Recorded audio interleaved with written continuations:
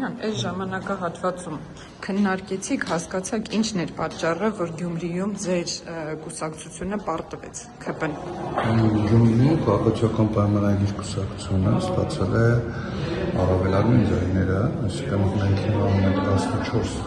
մանդատ, մեր խմբակցությունը, որը ամենամեծն է։ Ստացել ենք 33%, 17,200 ձայն, քրել ստացենք։ Փաստացի քաղաքապետ չունեցեք։ Այսօր քաղաքապետը Վարդան Ղուկասյանն է, այո։ Քաղաքապետ չունեցանք եւ եկեք մի քանի տեխնացուներ միավորվեցին եւ ընտրեցին քաղաքապետը։ Միավորումներ պիտի հասկանանք ամենատիպս ամենայն հավանականությամբ իրենք չեն հասկացել, որովհետեւ ոչ կոալիցիա կա, ուղղակի ընտրել են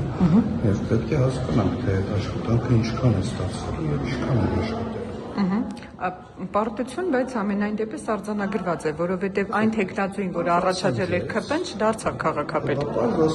Այո, նաև կարող ենք հաշվի առնել, որ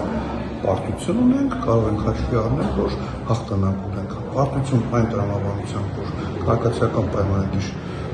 ուսումնությունից չէ համայնքի ղեկավարը, բայց այդ կոնտեքստում, իսկ հաղթանակային կոնտեքստում, որ 2021 թվականից նախորդ ընտրություններից հետո մոտավորապես 10,000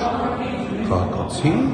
գնացել է ընտրատեղամասը, ավել քաղաքացի գնացել է ընտրատեղամասը եւ իր ձայնը տվել է քաղաքացիական պայմանագրին, այսինքն Գյումրիում քաղաքացիական պայմանագրի կուսակցության վարկանիշը բարձրացավ։ Բայց դա ապացուցվեց, երբ որ Գյումրեցին գնաց, ձայն տվեց կոմունիստական կուսակցության, այսինքն ստացվում է, որ ՔՊ-ն այնքան վատն էր, որ ուզում են վերադառնան կոմունիստները, այդպես ստացվեց, պարոն Սարոխանյան, եթե կոմունիստական կուսակցությանն է Գյումրեցին։ Դե Վարդան Ղուկասյանը ձայն տվել, Գյումրեցին ձայն է տվել կոմունիստական կուսակցության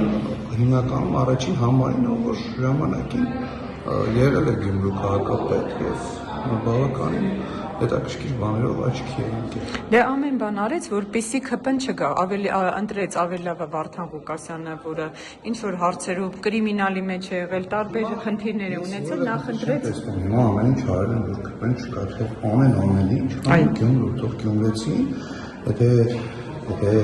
այդ ամենի արդյունքում Գյումրեցին շահելու է, այսինքն քաղաքը ավելի լավ աշխատելու, համայնքապետարանը ավելի լավ աշխատելու, Գյումրեցին ինքը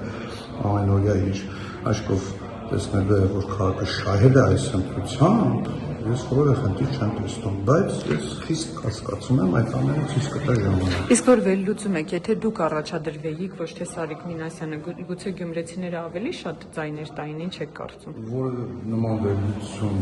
չկա, չենք անում, Սարիկ Մինասյանը մեր եկեք պրայմերիզի արդյունքում է